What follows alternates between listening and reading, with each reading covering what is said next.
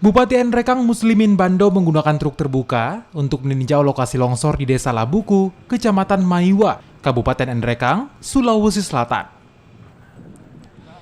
Selain Desa Labuku, ada dua desa lainnya yang juga ditinjau, masing-masing Desa Labani dan Desa Tapong yang berada di kecamatan yang sama.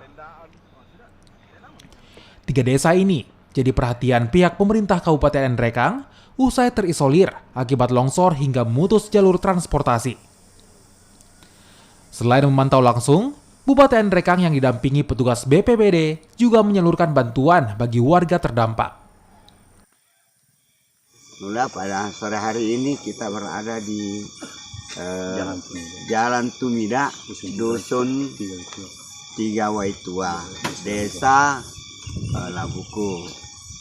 Seperti kita ketahui bahwa beberapa hari lalu Allah memberikan cobaan pada kita di sini sehingga tanah ini menjadi longsor, dan dengan kesepakatan bersama antara Pak Desa dengan masyarakat ini merelokasi mereka pada rumahnya di dusun ini tempat kita berdiri sekarang.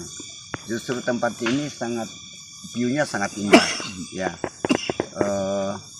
Untuk menyongsong masa depan yang lebih baik, ini jauh lebih indah, jauh lebih bagus, dan mudah-mudahan penilaian daripada orang-orang ahli tentang bagaimana kondisi struktur tanah ini bisa memenuhi syarat.